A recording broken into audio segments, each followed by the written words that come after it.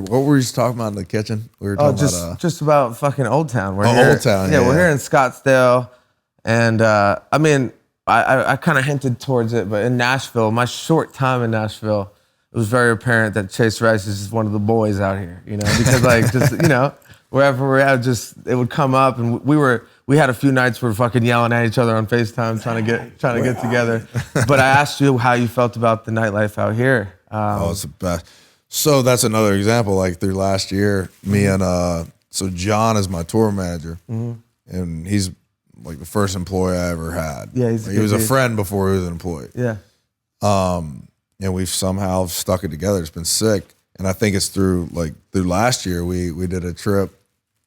He always does 2 trips a year with his high school buddies. Yep. And a couple of them are cousins and family members and buddies. They're actually coming. We're going to meet them in Vegas for the Jeep Open. Are you guys are you ending the tour in Vegas? Yeah.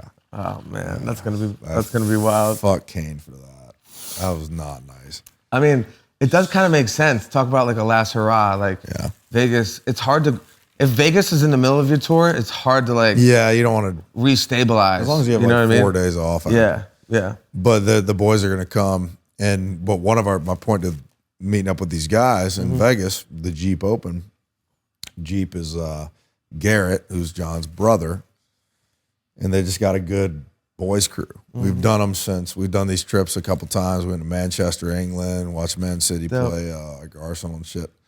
But we did one was here in Old Town, and we ended up at Bevy. It was during COVID, and it was a golf trip. And the guys are, I'll be straight up, the guys are fucking angels out there. Yeah. The single guys out there are having fun. Yeah. The guys that aren't single, dude, it's a good group of guys that are good people, if that makes sense. Yeah, 100%. But we have the best fucking time when we're out at the bar, and we went to Bevy, and we roll in. They got the plexiglass up. I'm like, God dang, this is Scottsdale, huh? Okay, I get it, COVID. I'm just going along with it. Yeah. And then all of a sudden, the place starts filling up. That's where Logan. I met him last year, and all of a sudden, the booth next to us fills up with the entire Phoenix Suns dance team. And I'm just like, fell into your lap. What the fuck? Big fan of that team. What's going on? Who are they? Huge fan of that team. They walk in, I was like, God dang, who are they? And the owner comes up and introduces me to everybody. I'm like, God dang. If you saw what we've done to Bevy, you'd be shocked, but also like it would fire you up. You'd want to run through. Like we've had some wild, like for a small place. I feel like in our time in Scottsdale, just this last 14 months, we've been here on and off. Bevy's seen the most of us, I think, more than anywhere. Has Bevy seen your dick? Yes. Seen mine too. It sure has. Seen your what? Oh, man, you pulled that out of Bevy? Yeah. I mean, so all of our homies are like, all of our buddies out here are all like they're like the Scottsdale nightlife guys, you know, like, so it's all their spots, and we've just been ransacking it the whole time. Dude, Bevy is... it's sick. I love that spot. So, to answer your question, yeah, I love this town. Yeah. That was my first experience, and I thought it was funny as hell, because I'm sitting there like, if 8-year-old me knew... Like, I used to... we grew up, had season tickets to the Orlando Magic. That was back in the Shaquille O'Neal, Penny Hardaway days. Penny days. Nick Anderson. Wow. Scott Skiles, all them guys. Yeah. Dennis Scott. And I'd watch the Orlando Magic cheer girls at halftime. I'd be like 8 years old. I'd be like, oh man, I want to marry one of those one day. They're hot. And then all of a sudden we're walking into a bar in Scottsdale, and the entire Phoenix Suns just a layup from God or little piece of your childhood is like sits in our, like, I'm just like, man, I picked the right line on career day. Yeah. And the coolest part about it all is we've still throughout this entire conversation is like, you keep perspective on life and don't understand that that's not normal.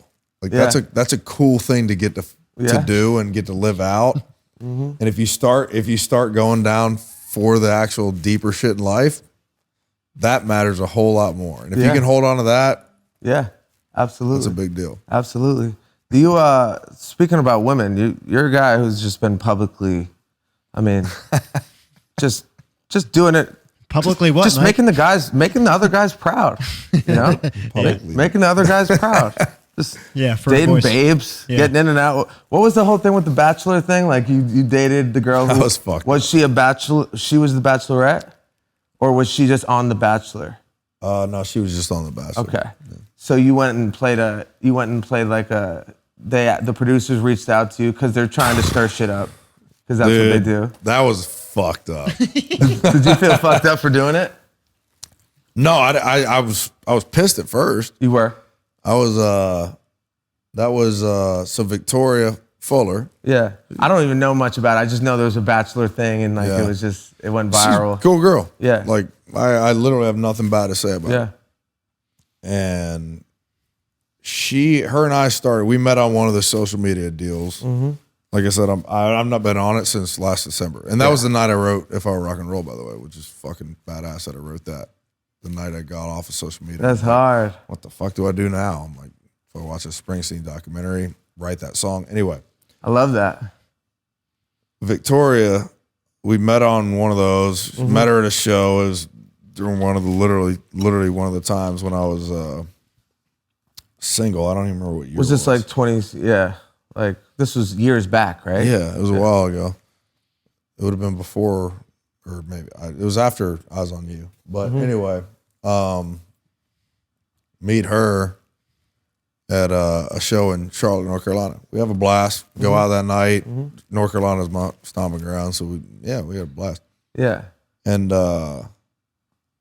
she's telling me the whole time. She's like, "Yeah, I might consider going on the show." I'm like, hell yeah, go on it. Yeah. Because I'd done Survivor. I was like, yeah, you're probably gonna meet some of your best friends. And she goes on the show. I remember hunting in Montana, so it would have been around September. And she goes on the show, and man, some of the shit I saw on there, I was like, what the fuck is happening here? Just, you mean behind the scenes of it? Yeah. It's weird, yeah. What the fuck is going on here? That's a big time operation, The Bachelor. Reality TV is a fucked up deal. Yeah. And I didn't like it from my time at Survivor. Like, I didn't like putting the mic on and you have to do this thing fucking every day. We were on a show. We know. We did it. We did a show. We just did it in a way like that's so not comparable to the Survivor or the Bachelor. Like we were on the Esquire network. We did it for this reason. So like we were like editing some of the scenes in our living room, and it would be on TV 2 days later. Like that, the Bachelor would never let us do what we did, and like we were able to guide it more, you know. But they're in charge of their own shit. But we fucking hated it. Like we did one season, and we were like, yo, I could never do that again. It was very invasive because it was during our tour. Yeah, 100%. And that's like our time to like just have fun. I loved it. You didn't like it so much. No, I didn't. Wait, it was during a musical tour? Yeah. Oh, fuck yeah. You couldn't do both of those. It was terrible. No It was terrible. And he was dating someone. It was just like a... Yeah, I was dating it was Jose Canseco's daughter. Her name's Josie. Yeah, she was a vibe, big vibe. Dated her for a while, but like it was just so young. I can't imagine having a girlriend, having a TV crew, having it was like a tour. really one of my like first girl. Like I never really like dated anyone publicly, you know. Yeah. So it was. See, I will say, not being on social media, like is her. You said her name's Josie. Yeah. Josie Canseco. Yeah. I mean, Jose Canseco was a fucking man. Legend. But is she famous or? So yeah, that was public. She's like a Victoria's Secret model. She's a vibe. Good for you. Hey, same caliber, you know. That's fucking great. See, I don't know any of this shit though because I'm not on. Dated her for a long time. It was 4 or 5 years. Yeah. How'd you break up? To be honest, man, like we've talked about it a lot. We talk about relationships a lot on this podcast, but it really to be completely, if I'm being frank, like I never thought I could like I really never saw it as something I could like actually last with. Yeah. Just like as people, I was super attracted to her. Right. You know what I mean? Physically. She feel the same way? Physically. Yeah, it was, it was just, we were like super passionate, young, passionate, you know? But as far as like how the coexist factor of it and like where I want to go and like how I view things, like she's born and raised in Hollywood, you know, like it was just not really like super aligned. And the physical attraction, like as sexually or physically attracted as you are to someone, when you start to like really bump heads, they're not as hot. You know, and I think that she could probably say the same to me. Like you just there's something about the aura of like when you're on the same wavelength with a girl that like she's so much more attractive, you know? Mm-hmm. And then when you're not, it just not to say it just kind of deadens that. It takes the pizzazz out of like just that. Makes sense. Yeah, you know what I mean? And that was kind of where it went over time. Probably lasted too long, but we fucked with each other. But it was just like, it was hard, bro. We were touring our ass off. Yeah, that sounds like and we were fucking idiots. Like I've grown up a lot. Like we're fucking idiots for a long time, and just banging our heads against the wall, like living like fucking, you know, like really living like college kids, you know, like and never change. Like that was it. Barstool Sports style. That was it for a while. Like, but like Barstool Sports back when it was like in the beginning. Yeah, the organic vibe. Yeah, but you know, it was a great fucking run. But we, you know, doing reality TV, we had one stint of it. I mean, I had so many fights with them. Like it was so stressful. With the TV people? Yeah, just because like we signed on to do it because we did it with this network in particular because just like, yo, this is just gonna be as a docu-series. Yeah. So it's just gonna be doc. Most of it's gonna be my guys handheld, like. Yeah. And they just have to, you know, we had this popular thing on the internet at the time, it was called Touring's Boring, which was a sarcastic, like almost like a play on The Office. It's like a mockumentary of tour life. A mockumentary of tour life, and we were like really ratchet dudes, like the crowd, the girls, it was like over-sexualized for a while, you know, just like, just not, I wouldn't say. It was what it was. Touring's Boring, not the overall brand, I'm just saying the aspect of Touring's Boring was like a lot of tits and that, like, woo, like going crazy, you know? And like that's all it's about. Yeah, it was part of like. To be fair, we were like 25 years old. Yeah, and we were. And at the end of the day, what the fuck is wrong with that? Yeah, and it was just like it was a sarcastic. Like you said, it's kind of like it leads you to where you are now. Exactly. Yeah. Exactly. Like why would you not want tits and ass in your face at 25 years old? Yeah, when you're on tour. And dude, like I didn't think I was ever gonna be doing what I'm doing. Like MTV happened for a reason. Yeah. Like I was making music, and then like it just happened super quick, and all of a sudden girls are going, you know, acting like we're famous, and we would like it was like behind the scenes of that, like we were just like the girls, like that was the whole thing. Like, you know, I don't know why they're doing that. We're just sounds good. Sounds good. But yeah, you know, we just had so that's how like we got scouted for the TV show. They're just like, but then they didn't want to do that version of the show. They just wanted to do a story on me, you know, and our. The way we do it, like, you know. Did they do a good job of it, though? They did. Was it real? Like, I stand next to it right now. I like it. I think it's really good. The show's fantastic. But I would never do it again. Right. You know, like, it was, and I bullied it. Like, I fucking strong-armed, headlocked it, like, to what it was. Yeah. There was so many times they were trying to insert drama, and, like, I was just like, yo, like, my boy left, like, he was going through something. It was, like, one of my best friends. Like, even looking back now, like, the way they depicted it, I wouldn't let him do it that way now. In the Bible, many people experienced name changes. And those name changes were very pivotal moments in their lives. You have transformed through your time here, and you need to have a new name that represents that transformation. I'm excited for all the journeys you'll go on from here, and I trust that you will impact many people's lives in the process. I'm honored to have known you. For now, your name is Steve. OnlySteves.com. You know so what I mean? Survivor was that way for me, and that's why I hated the fucking Bachelor thing. Because Survivor was, so what do you think about whoever? Yeah, so-and-so, yeah. And I'm like, in my mind, I'm on first time ever being on TV. I got a mic on me. I'm like, oh shit. How old were you here? 24, 25. Same. Yeah.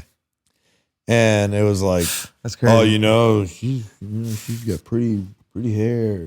I like her teeth. It's like I'm gonna say whatever the fuck you want me to say. We can't gloss over this Survivor thing. Like, that's a legendary show to be on. Yeah. And especially at this time, like, you got to give us a little bit more of this experience. How, like, well, that's what it was. It was like I'd never been on anything like that. I'm like, what the fuck?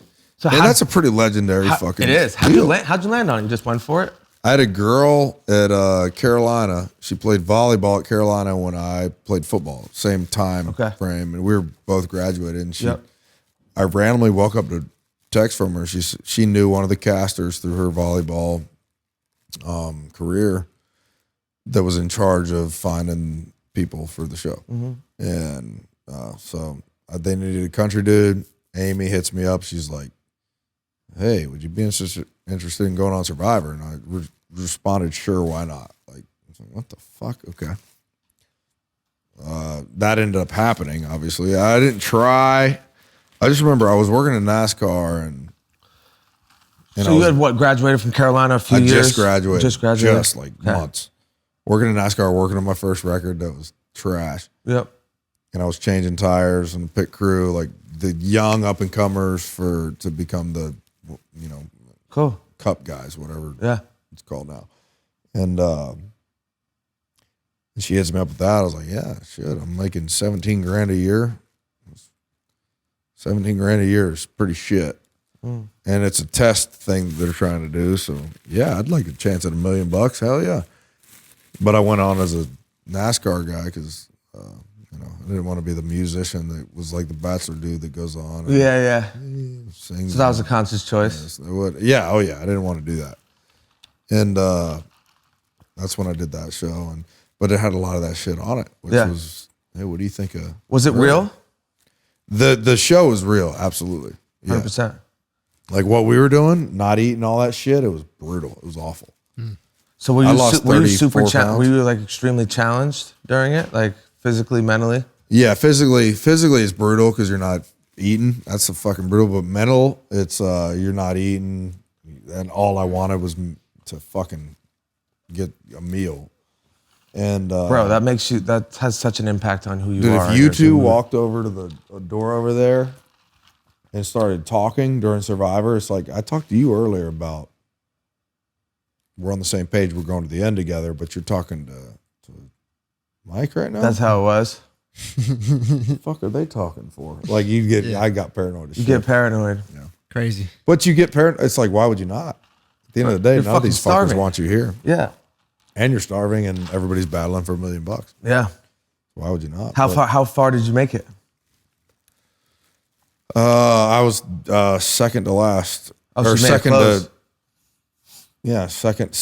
on the show. Now, do you feel like that time is directly correlated to you getting a little bit of a kickstart in music?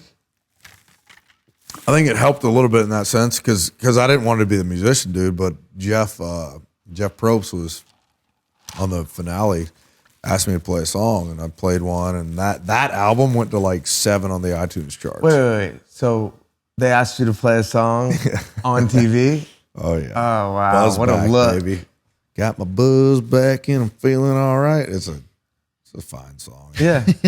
But it's not one I'd be real ultra proud of. But yeah. I wrote that with Brian and Jesse, the three cruise writers originally. And I think Tyler might have even written on that one. Tyler, that's all leads back to FGL, but yeah. I sang that song on the finale. That's a and look. Jeff asked me to do it. I was like, well, fuck yeah, now at this point I'm multi-millions.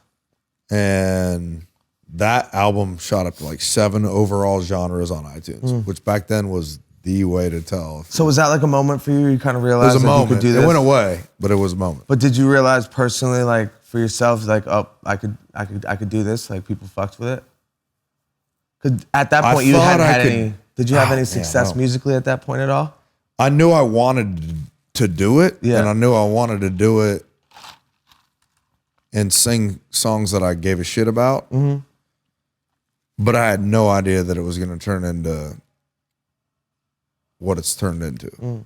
Yeah. And to me, it's not even close to done. Like, I'm in the middle. Like, I'm not, like I said, I'm not the one on the billboard out there outside of the Suns Arena. It's Kane Brown. It's kind of a blessing. Yeah. Doing it the way we've done it, because it's like there is a human element to like when you have a goal and then you reach it and then you exceed it and you have this like mega success. It's hard to find yourself there and find your footing and be like, all right, what's motivating me next? Like, where does it go from here when I'm already here? I'm already at the height, you know? And then you can't even imagine in your imagination, like, what is next to entice you and bring you and get you the fuck out of bed with the purpose and a passion for it, you know? And like, there's a gift to doing it the way you've done it, the way I've done it is, as you said, like, very similar. Yeah. There's just always something to, like, you know, and the little wins are the wins. So like, when you celebrate the little wins and you put the little wins together over time, you're kind of you never have that nut, like you never get that fucking, you know, like we're here, there's nothing left, you know, like there's nothing else. I don't think the people that get there even get that. Most of them. What do you mean? You don't think they get the I've arrived? I don't think so. Yeah, I mean, I saw a document or some interview of Tom Brady that was like, man, there's got to be more than this.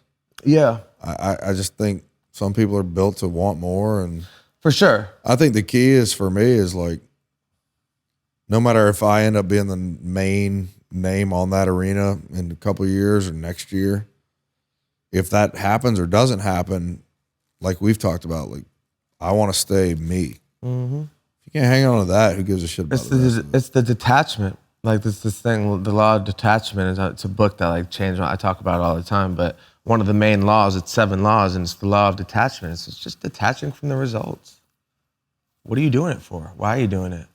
You know? And then from there, the results are just, the results are almost null and void. Like, it's gotten to that point with me. Like, I'm not really, I've never, all my results are long-term. Like, the songs I've had go platinum, it took 6 years. Yeah. It was never on the radio. I never even. It takes a while. You know what I mean? I just, and like, you know what? It's just But you have platinum songs. Yeah. Who the fuck can say that? Yeah. Yeah. It's crazy. And man. it's you know, it's that balance of Steve's coming to tap in with you. Mr. Steve. That's nice, Mr. Steve. That's Uncle Chase. You have Uncle dogs? Chase. You got one lab, yeah? I got a black lab, yeah. Okay. He's the best. On your farm, do you have a bunch of animals or just a dog right now? I've got buffalo. Love that. Those are sick. Love that. Your spot looks like a fucking vibe. Dude, I got 20 buffalo. I thought one died the other day. It was fucked. You own them? Yeah. What do you do with them? Just the aesthetical, like? No, they're just like on the land. Well, right? they're on the land. I'll sell them for meat at some point. The boy's got some land.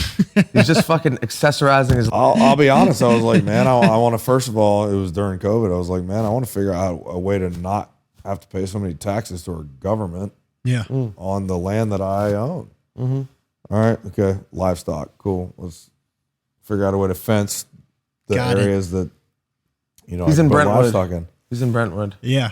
And I love buffalo, so they gotta it's look gonna pretty suck. cool, I haven't right? killed one yet.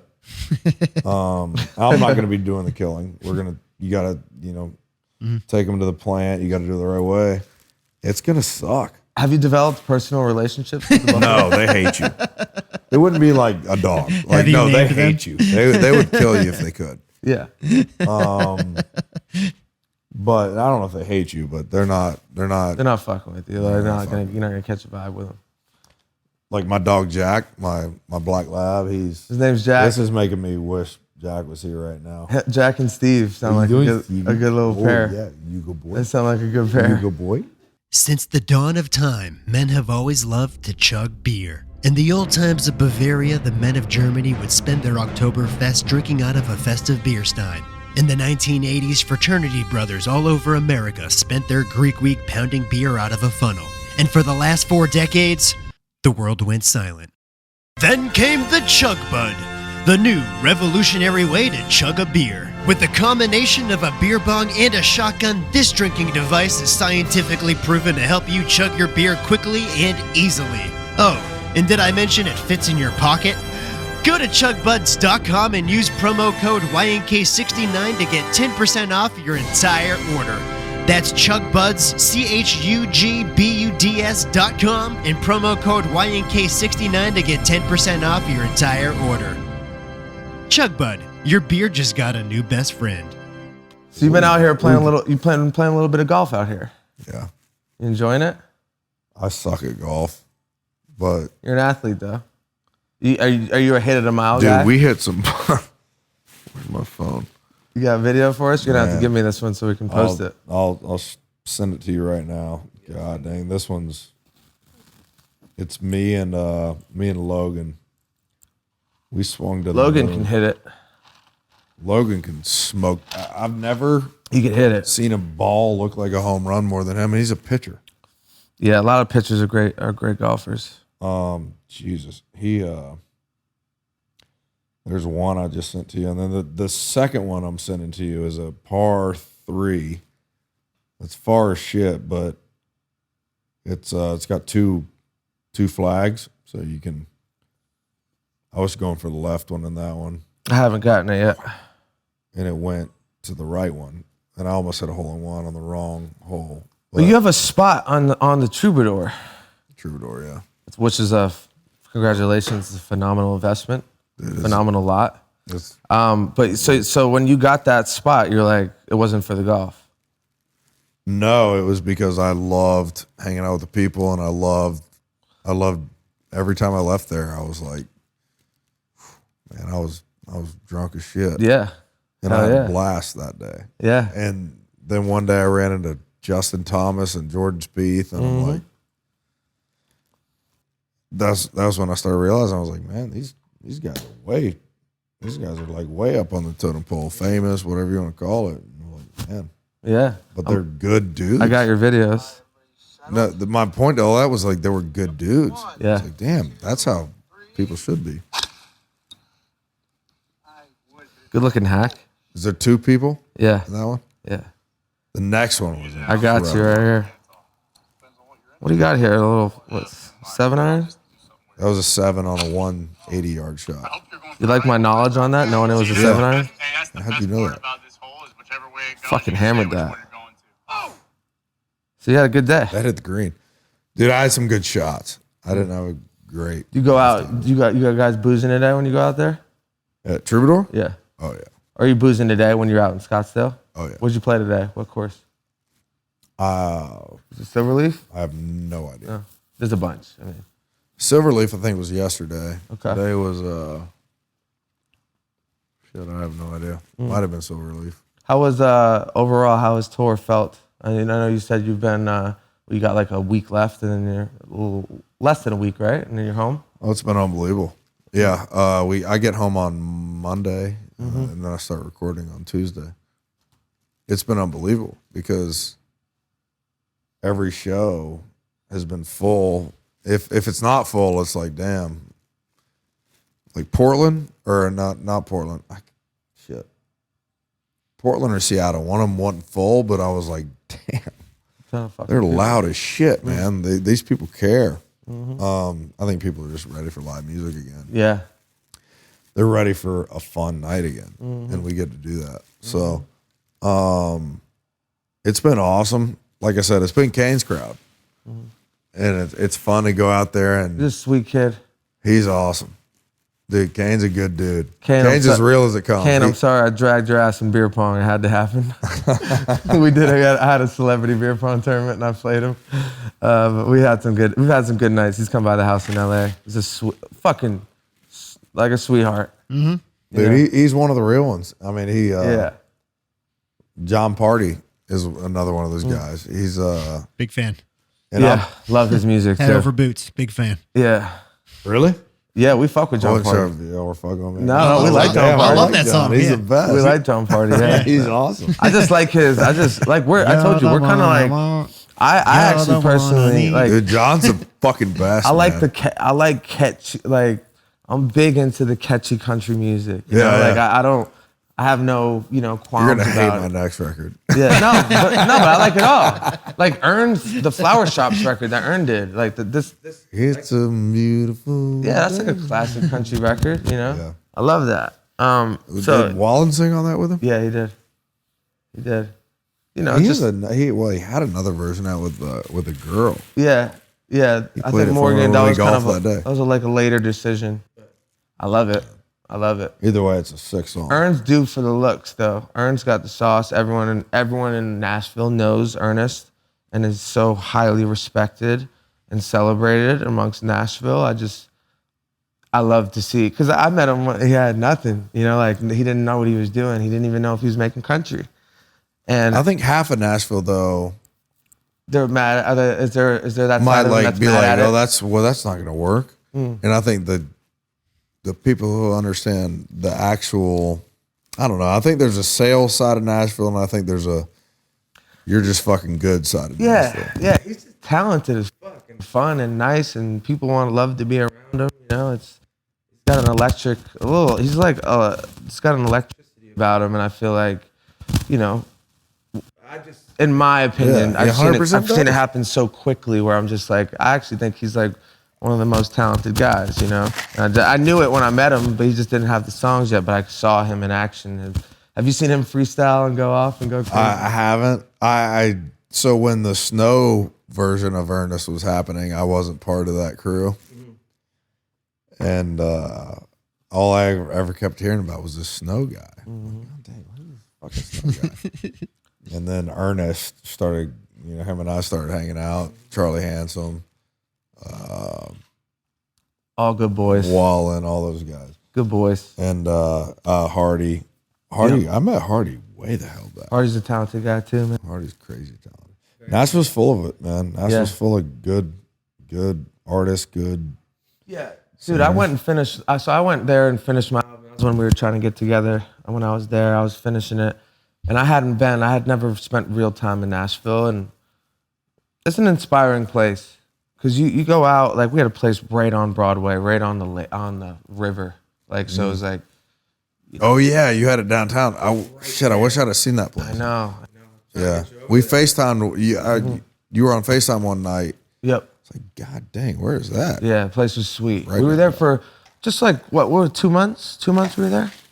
I think that was during Fucking COVID, fun. It though. was a blur. It was like 2.5, maybe 2.5 months, but Yeah.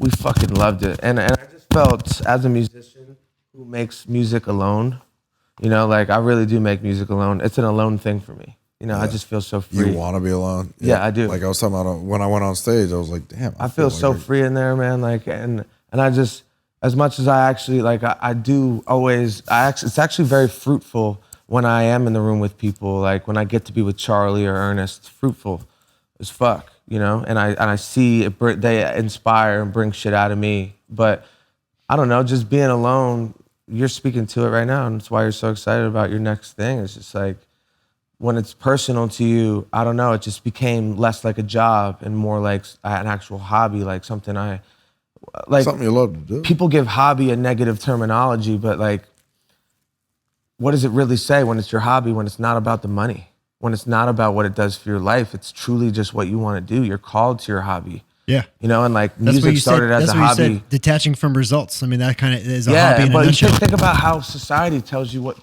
to think about a hobby, really. Like, Look at our Super Bowl. Oh no, take it serious. Is this a hobby or is this your fucking life? Yeah, exactly. Your job? Negative Like, connotation. there's a negative connotation Yeah. to it when I'm actually like, I feel like I've gone backwards, and then in the return of that has been more fruitful than when I took it like a job. You know what I'm saying? And I agree. Yeah, and it went there for me. So everyone has their own version of that. It's just I feel like I've gone backwards too, but backwards don't always mean less success. I mean, shit, doesn't. you could have more or you could have less, but either way, doesn't. you say you're happy. But then it's a pretty liberating feeling when you realize. Do you feel like you're having more success now than you've ever had? Yeah, for sure. And see, that's what I always try. I don't even know if I have touch of it. Like, am I having more success now than I did in 2013? I think it's a little I don't easier know. for me to gauge because it's truly independent. So like there's no plays being made. It's just like I make a bunch of music and I fucking put it out. And you know, own your masters, everything? I do, yeah. I own mine, but it reverts to the label. So they're making the cash off it right now. Mm-hmm. If I have to sell big here and it's coming up. You gonna do it? Once I could sell big, it's So I'm gonna sell I'm in the process of selling the Mike Stead catalog, which is I have a platinum song, there's a gold song, but you own the masters on it. Yeah, That's all huge. of it. That's fucking huge. Yeah, so I'm gonna get a good bag. It'll be my first real, we've built a very successful business surrounding the music. Like, I don't know, we do, in the country space, I feel like the merchandising side of it isn't as much of a focal point, where like in the, we're our world, like the merch and like clothing and fashion, that aspect's been super important for us, like in our branding and also just as a businessman, like monetarily speaking, it's been huge, and then just doing an entrepreneurial side of things surrounding the music has been beneficial as fuck for me. But what I will say is like, because I did it so long and I went brick by brick and I just put tons of music out, over time it became valuable. Like some of them hit, but the overall piece of it, it's just a lot of fucking music, So it's sold in a stream like crazy. Yeah. I mean, that owning your masters on that is huge. Yeah, and we're in a good spot. I'm enjoying it, and I really don't think I'll ever do a record deal. Where I just have so much fun doing it this way, and I feel like me and you are the same. You were talking about it at the beginning, and I didn't get to kind of interject because we were just starting out. But the fame thing, like I could just tell it's not what it's about for you. And like, dude, I purposely have not. There were good deals, and I purposely was, my main decision for it was like, man, I'm good buddies with Post Malone. I'm good buddies with some guys like Johnny Manziel. I was friends with him through the peak of that. Seeing what it does to you and like not being able to go outside and like be regular and shit. Like, I love being regular. Like I really don't. I'm scared of like giving up control of saying like, like if it is getting too popular, I would just chill. But if you're in contract and they got you rocking and rolling, like it gets to a point, what happened to Post, or, these guys are special talents, so it's an anomaly. But at the same time, I do love being normal, and I could tell you do too. Just like, I like going to the bar, just me and a few buddies, I love it. I like doing, and growing up and kind of growing through this in Los Angeles, I saw it's not really like that. That's why I love the country guys, the Nashville guys, because I think there's a time period. I mean, I think it was Dr. Dre who said it during the documentary they did. Yep. On the what was it called? The Defiant Ones. Yes, with Jimmy Iovine, right? And Dr. Dre, I think it was, that said, he said music is a young man's game. Mm-hmm. Now I'm like, I think there's a point. 2018, whatever, now 13, whatever the fuck people get famous at, to 30 something, early 30s probably, where it's like, that's what you're chasing. Yeah. And if it happens in that time period, holy shit, hold on tight. Yeah. If it doesn't, yeah, I think you're actually better off for it. Yeah. Like there's a quote, there's a comedian who's just talking about this, and he's like, if you have a chance to live your life without an audience, do it. That's like, as free as you can ever be. Yeah, and it's also just like it speaks to the time we're in a little bit with like the audience. If you think about it, the audience has become the creators too. Like everyone with a phone has a chance of becoming a fucking famous person, especially with the TikTok aspect. So it's just like, I don't know what age it was specifically for me, but I could tell that it's kind of, it's a core value thing first, but like every young person, I feel like, not every maybe, but majority fantasize about what being rich and famous. The glitz and glamour and like, what is that like, And then when you have an opportunity, we're both kind of in a unique position where you kind of experience fame and the rich, the glitz and glamour of having wealth and having attention. You get a taste of it. You actually get behind the curtain, see what it's like. Like you've been behind the curtain. You're not like, I feel the same way. I've seen the A-list lifestyle and or even B-list or even just celebrity lifestyle. And I'm still a C-list guy. Yeah, I think we live right there. You settle there. I'm hanging out in the C-list C-list is where you lane. settle and just have a good life, You get the fruits of your labor, but you're not fucking trapped in your house because you can't go outside. Awesome. Yeah, hell yeah. Man, it's either way. Yeah, either way, like the way it is shaken out, I feel like both for you and and I feel like the way it shakes out for everyone personally, it's tuned to you. It's fine tuned to like what your value is and what you know what I mean. I feel like you're actually living. You're right in the fucking stream of what you're supposed to be doing. You know what I mean? it feels that way. Like, and if it comes down to your music being you, the fuck else would you do it for? That's the best. Like, that's what I'm loving right now, man. Yeah. Man, these songs, or music, call it whatever you want, but these songs, right. And just me enjoying what I'm doing now, I'm like, God dang, this is fucking good. If it ain't as popular, whatever.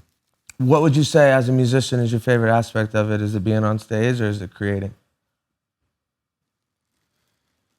If you had to pick, gun to your head, one, what was your favorite? Fuck. That's tough as shit. It's a question coming from a musician because I like that question. Creating because that's the one moment, like the few songs I wrote by myself on this next record. Yeah. If I Were Rock and Roll, Bench Seat, and Life Part of Living. Life Part of Living. I cried in all three of the songs. I was, like, while I was writing them, I was like, God dang, this is fucking me up. It literally, I have the same answer, and I would have paused as long as you paused because I love performing too. But there's something really crazy about shit that as you get older, you kind of can pay a little bit more attention to this. The shit that actually makes you feel alive. Yeah.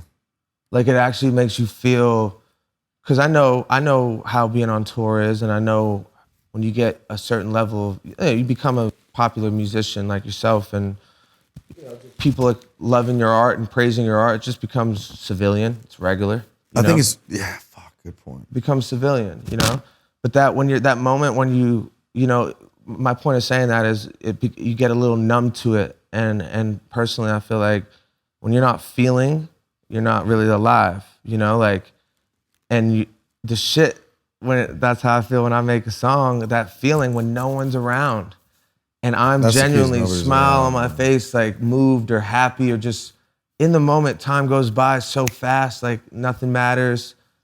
That's the shit that as you get older, you realize you just want to spend most of your time doing that. That's why I landed on like creating, because there's nobody around. I was literally by myself in either my living room or my breakfast room or one of the coffee room, whatever you want to call it. It's when you know you've done well, you have a coffee room. That's what I was like, damn, like coffee room sounds goddamn efficient. But stop going so hard on yourself if you got a coffee room. You've done okay. God, I do have a fucking coffee room. But it was just me in there. And it was me, I was crying and I was by myself and there was nobody else fucking watching. Alive. And I felt really fucking good. When you're doing it on stage, you're performing. You're doing what we're doing right now. We're in front of, we know we're not alone. Yeah. If I'm alone, I'm in a place where I'm like, oof. You don't want to see that. Let's dive into this real quick. What do you, how do you rate your alone time? Are you a guy who cherishes your alone time? Do you kind of want to get out of it when you're alone for too long? So when I wrote Bench Seat, Bench Seat was the third one that I wrote by myself on my next deal. It was Rock and Roll, then Life Part of Living, then Bench Seat. And when Bench Seat, the idea came to my head, my buddy that almost shot himself, it was a Friday, and Wednesday was when he was at my house, and Friday was when I came up with like, oh fuck, there's a melody, there's an idea, there's a God. And I remember thinking like, fuck, I don't want to fucking do this. I stood up, walked into the other room, I was like, I put my hands on my head. I'm like, I don't want to fucking go here right now. But I also looked at my phone and I'm like, I have nothing else to do today. Fuck. I can't not write this right now. And that's when I wrote that. And it was a battle. I remember thinking like, God, I do not want to fucking do this. Yeah. Because I knew where I was gonna go with it. And it's a fucking depressing song, but sometimes those are the best, bro. Real shit. I love it. I love it. Well, honestly, man, it's been for a guy who I've talked to for. I mean, again, I think it dates back to 2016, but to be able to sit down and have this type of conversation has been fucking amazing. I know you don't do this a lot. I appreciate you coming. I never do this. You never do it. But I like doing it if it's real. It's been a dope conversation, man. Really, and again, we don't really have.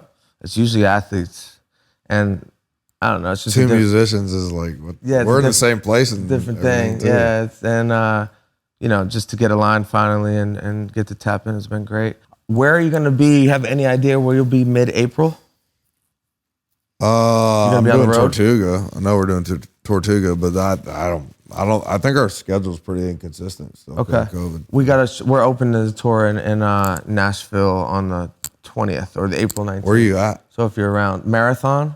Dude, Marathon's the shit. We sold it out, but there's just nothing left. Like we were going to try to keep upgrading. The next place is up from the Marathon. I'm sure you probably played these places. They're kind of like less like venues and more like fucking museums. The Ryman Auditorium. They're seated? And they're just classic. And it's like very classic country. Our fans can't do seats. Ryman. Yeah, you want to party, right? Yeah. But like, it could work. Like you could stand at your seats and it'd be fine. But like these are also just like, I don't know. It just felt like I want to see one. I want to see one of your shows, dude. Are they nuts? I think you'd love I've seen videos. You'd love it. God dang, that's a fucking party. You'd love it. Yeah. It's a big, like when I was saying earlier, like even when the music was just like not even close, at least now, like when I got with Charlie and I had this idea for the sounds, why I got with Ernest, like just taking ambiance of like how country music makes you feel. Because I love country music and I just love being outside, the fucking sun's out.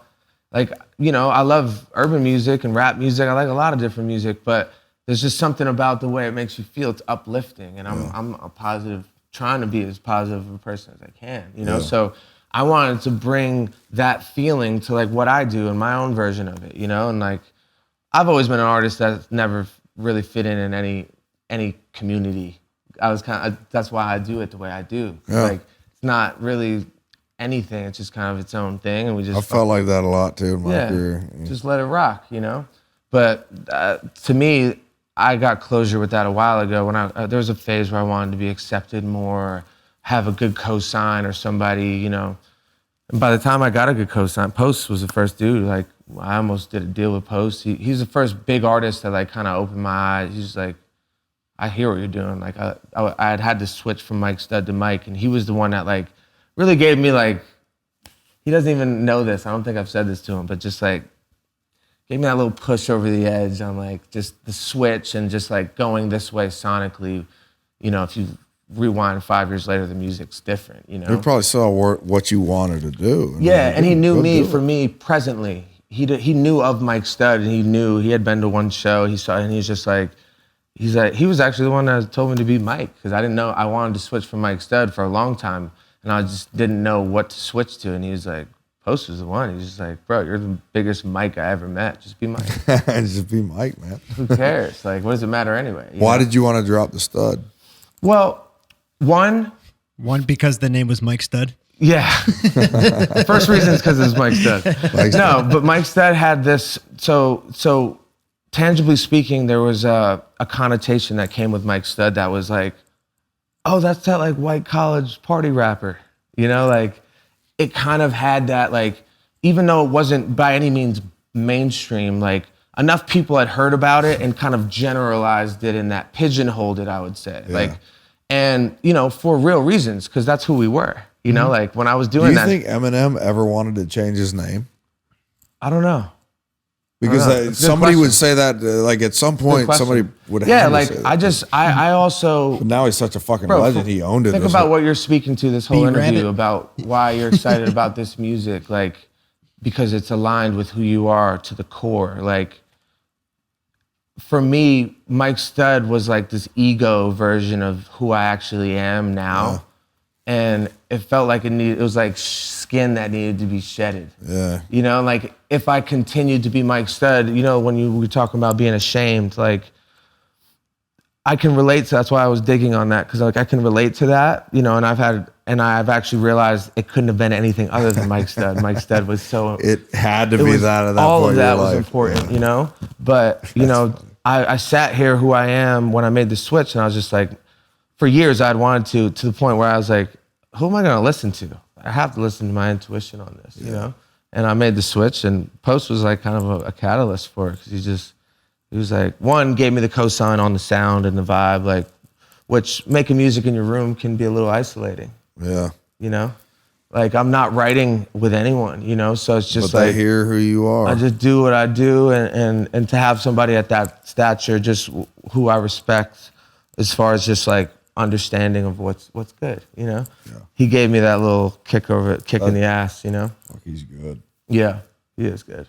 He is good. Have you got connected with him at all? Not at all? No. He's around, he loves country music too, you know? Yeah, so like, I think he would like probably what I'm doing next. Probably, yeah. He likes classic country a lot more. Yeah, I've seen some shit of him doing it, but I don't think he would. I also don't. I have no idea. I don't know him at all. But I know. I mean, you guys. Are him and Wallen connected at all? You would get, kind of through Charlie. You would fucking love, if Post was here, Charlie you would love Post. He's the I guarantee we'd have a blast. He's the coolest dude. But no, I don't know him. And that's another thing is like, when you start even like, people start collabing. Like I have a song on my next record called "Can't Leave Oklahoma," and it's with Reed Southall, and he's from Oklahoma, and his band's called Reed Southall Band, and they're fucking badass. I saw them play last year. That was a coincidence, but I loved them. Same agent that I had almost my whole career. Love that. And I had no idea that she was even involved with them. Meredith Jones, she's the best at CA. Love that. And then the next song is Boy Named Banjo. It's going to be the last song called Goodnight Nancy on my next record. And we're going to do that together just because we wrote it together. It's like, and Reed's writing, finishing up and working a lot on Oklahoma right now. But it's real collabs. Like organic if you connection. and I were to collab or me and Post were to collab or you and Post were to collab, like it's got to be organic. a real collab. Yeah, organic. Like who gives a fuck? Like I'm not. I feel like country, from an outsider, country is probably like, I think all y'all are the country dudes are just the coolest. They're regular dudes. And like, it honestly feels a lot less competitive. You guys all want to be the best, but like, there's like a mutual respect and kind of a collaboration feeling in the air versus like being in Los Angeles. You know, it's just not the same. And it's a cool, like a little fraternity of dudes who like kind of all cut from the same cloth and, you know.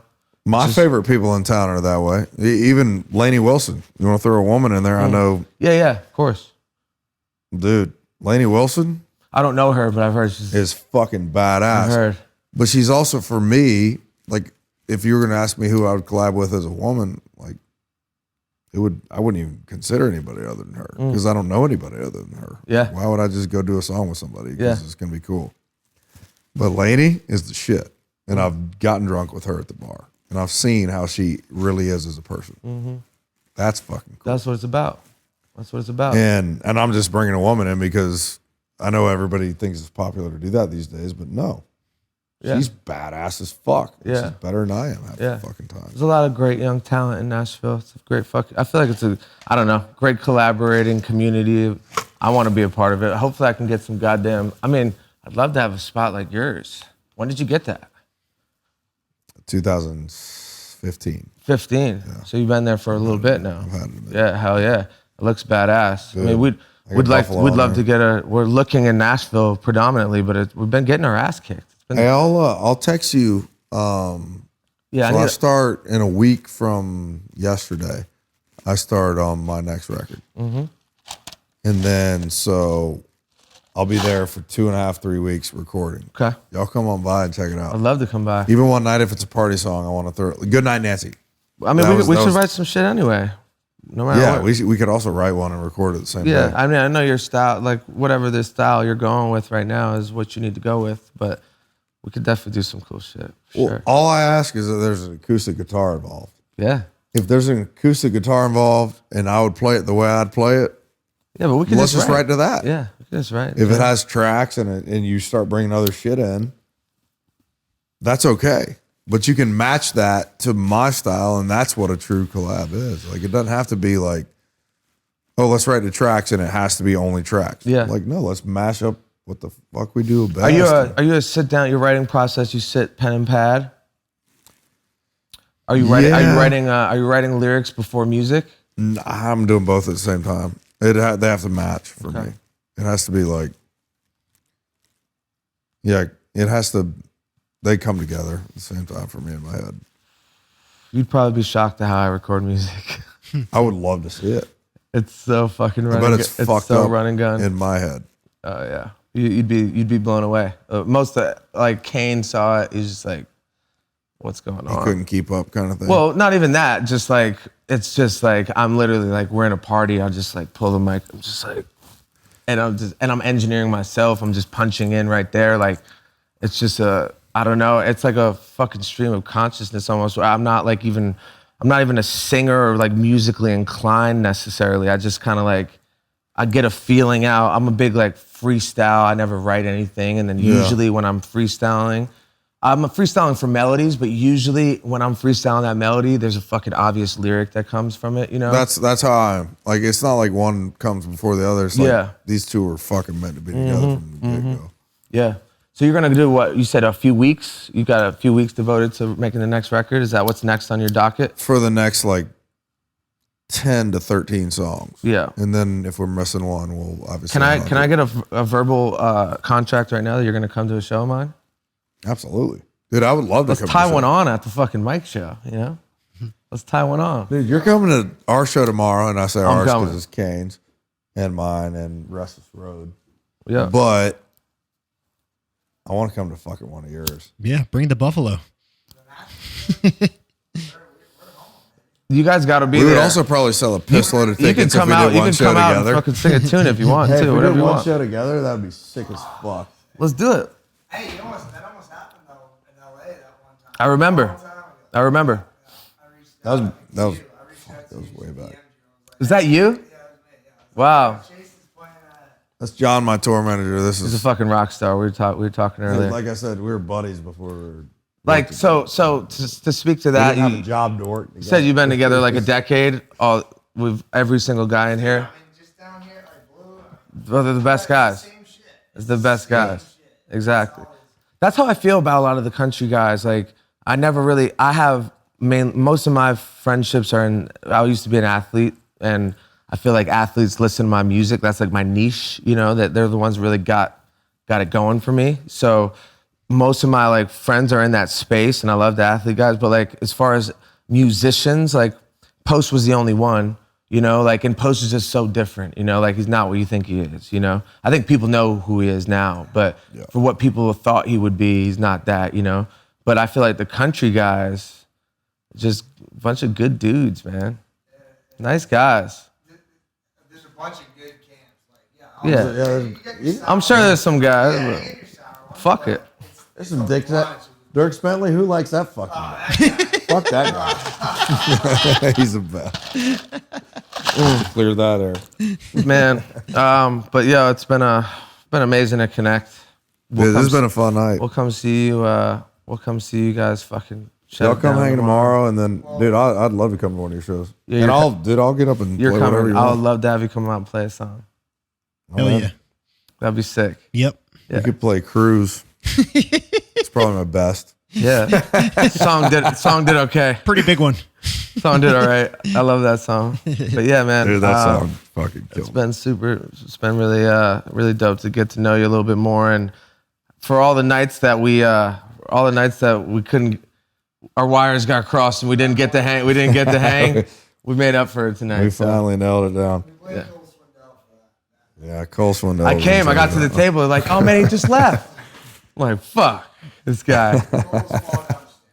Yeah, it happens. Yeah. It happens.